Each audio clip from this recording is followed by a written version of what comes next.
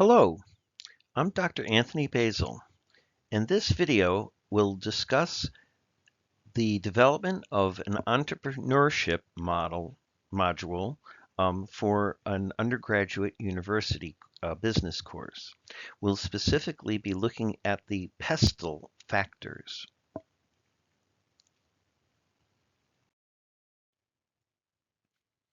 So to begin with, when developing curriculum, what you want to do is get an overview of all of the topics that will be covered through the course of the semester.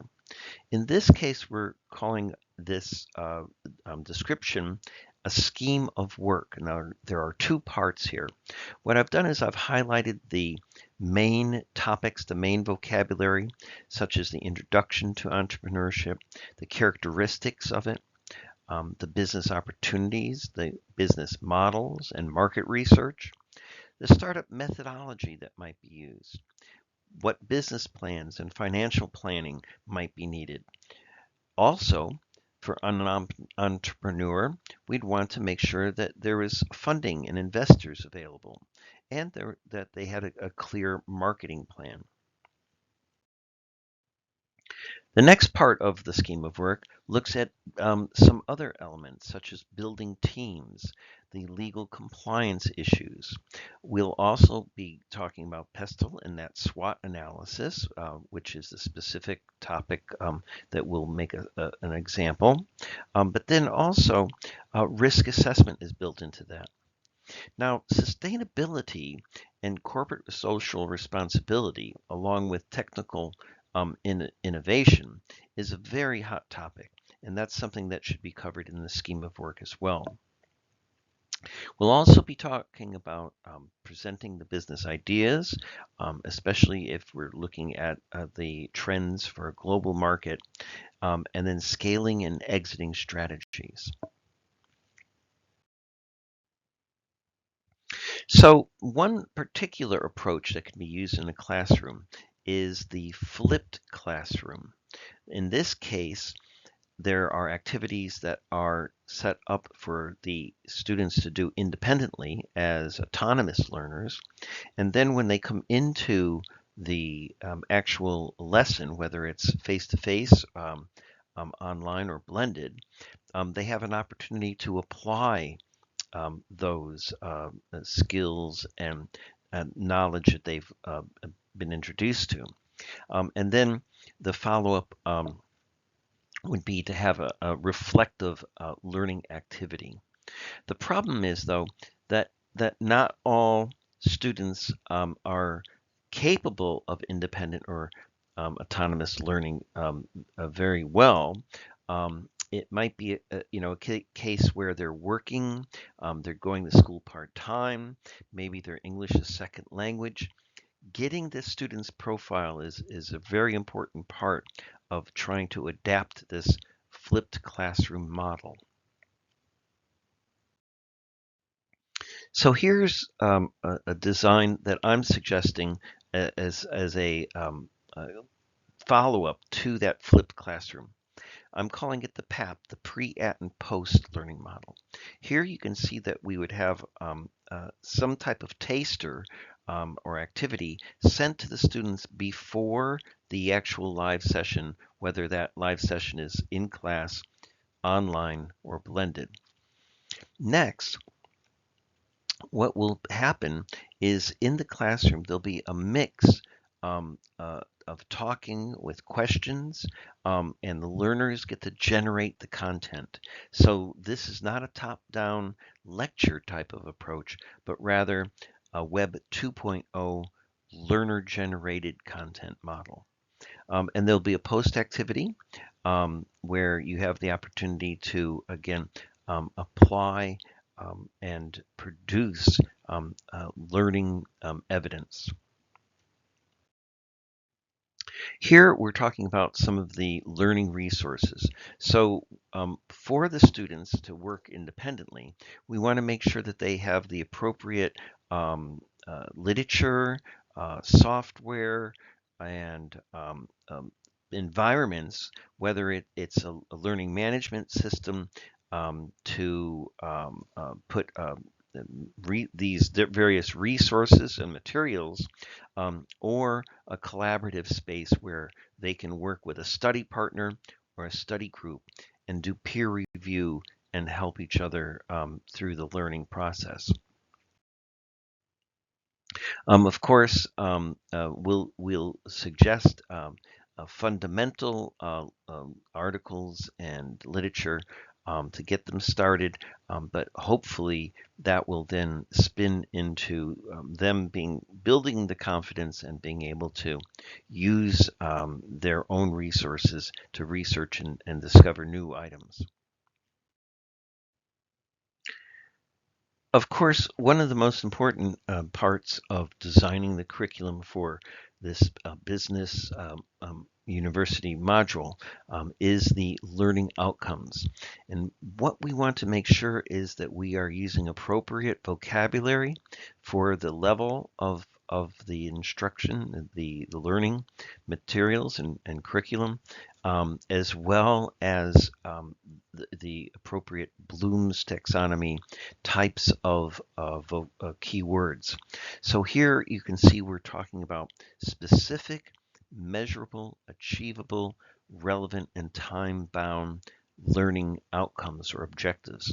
So from this, what we would do is we would be able to map the evidence of the assessment that they're producing to be able to identify if the learning outcomes have been achieved. So here we're actually suggesting an assessment model. For example, especially if students are getting prepared to work in industry, to work in a business, what we're hoping to do is to promote group work so that they're not working in isolation. They're preparing for the assessment with teams of students. And in this case, they would be doing a presentation model partway through with a final report to write up a text and media document that we could also include a self-assessment and peer review characteristic. Now, the case study analysis would be of a startup business.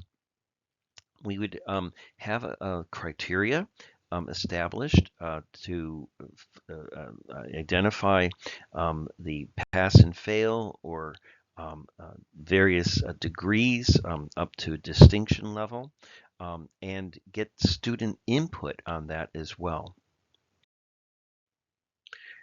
Now, an important element of the assessment design is to make sure that we're using an inclusive assessment model, right? So what are the factors in this? Well, we are mentioning that we were encouraging the students to work as a team. So we would need to identify, is this going to be an individual or group assessment? We have suggested a group presentation, but with an individual report written up. The media type that is going to be used in the assessment. Is it going to be text, presentation, video, simulation debriefing, etc.? We would need to make sure that whatever the assessment model is going to be, that the students are given induction and preparation to work with that particular media. So, for example, if we have students that are English as second language, they may be a bit shy about standing up and speaking English in front of a group. So we want to make sure that we're giving them the appropriate reinforcement induction material and opportunity to do practice videos, for example, so they could see themselves and do self-assessment on how to improve. Same thing would be true for the essay or the written document in order to help them with whatever software and tools that they would need. Now, along with that assessment model, we'd also want to make sure that we have clear, explicit policies in terms of late submissions, mitigations, resit opportunities. Now, there's a legal case that has been cited from the BBC News that we would want to also make the students aware of. And in this particular legal case where Natasha Aberhart was so stressed from the assessment experience that it it caused death. So again, an inclusive assessment model is something that's critical. So there's a number of different activities that we can include for this curriculum design, where we're going to be getting the students to have the opportunity to learn about the PESTEL model, and in this case, the ice-breaking activity is to get the students to go into small groups, and in about 15 minutes, we want them to research, design, and develop a solution. Now, the context of the problem is that we would give each of the groups 20 pounds to invest. What project or intervention can they do with the members of that group in a 1 week period? So they're more than welcome to use any software to help, and then the students would break into their groups either in person or online or blended. So we're getting the input from the group to come up with a solution. What kind of business, what kind of startup or entrepreneurship can they creatively put together that would produce income? And ideally, we would be able to forecast the amount of money generated, and then to be able to see who is the most successful. Now, one possible solution, when I've been doing research on this, wouldn't be a kind of standard short vision solution, such as doing a bake sale, doing a car wash.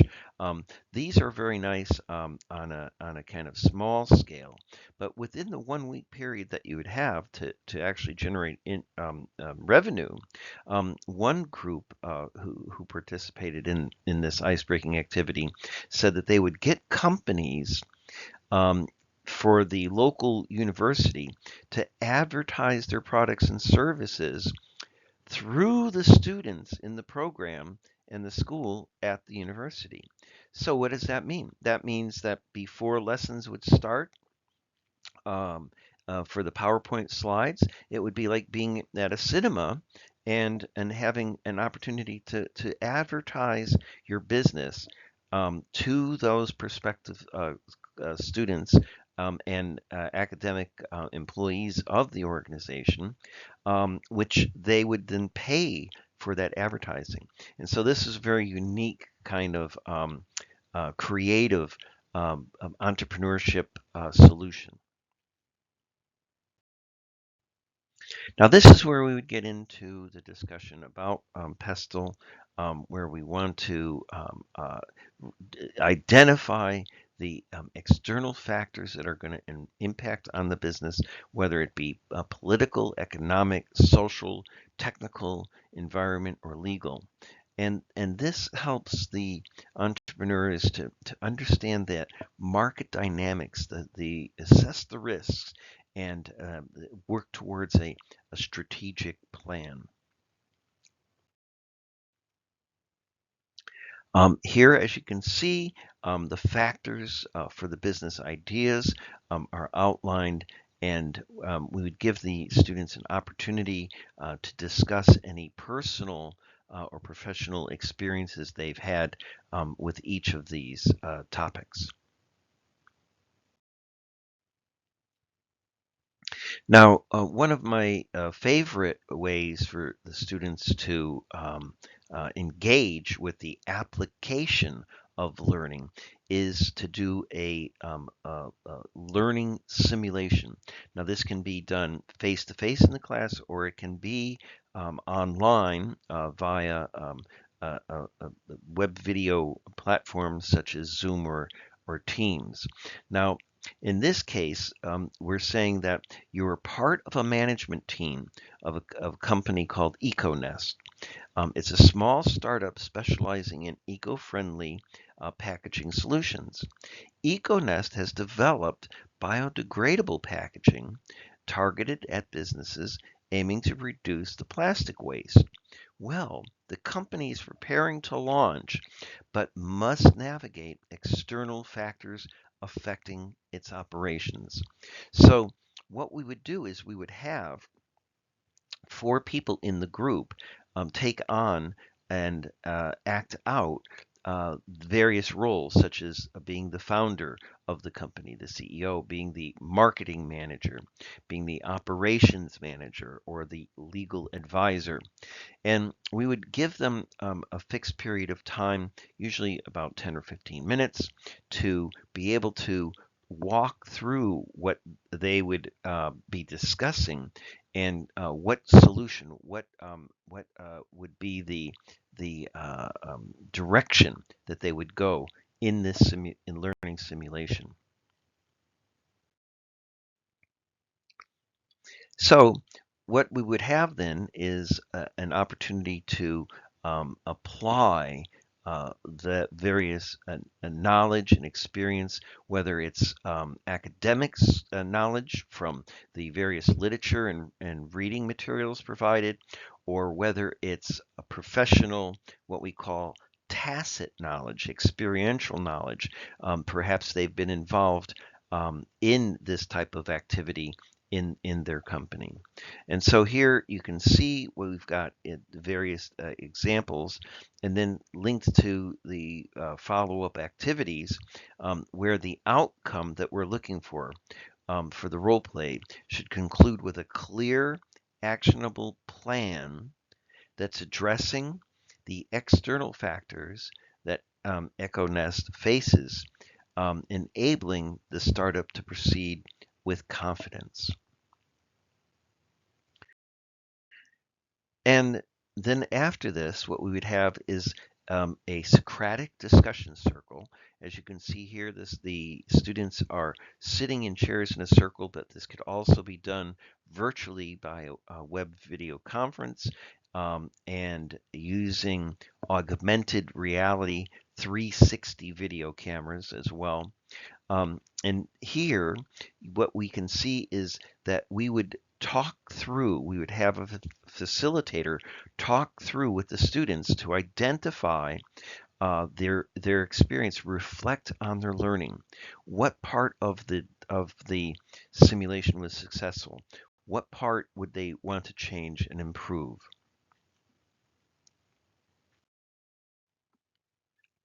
Now, at the end, we mentioned the pre, at, and post. So now we're at the end of the session, and the students would have the opportunity to be sent some type of email or video link to do a follow-up activity.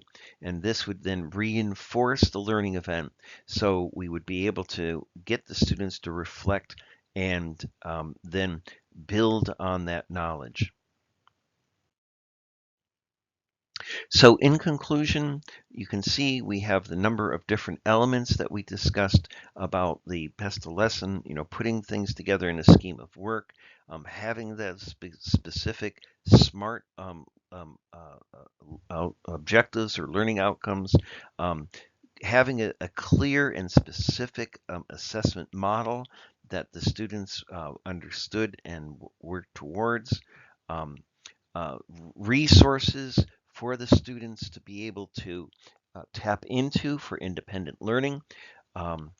And then once we have the sessions going, making the session not just about the content, but about building learning relationships, getting teamwork, getting study partners going. And so icebreakers are good for that sort of thing. build that foundation information to get the confidence up for the students, then to apply that learning in various role play or scenarios that they would get an opportunity to put that learning into action. And then reflecting on the activity, doing a self-assessment, showing out where the learning outcomes were actually achieved by mapping that evidence. Well, thank you very much. I hope that you found this useful, and please do email me. Please do contact me with any questions. I'm happy to share any of my research with you. Bye now.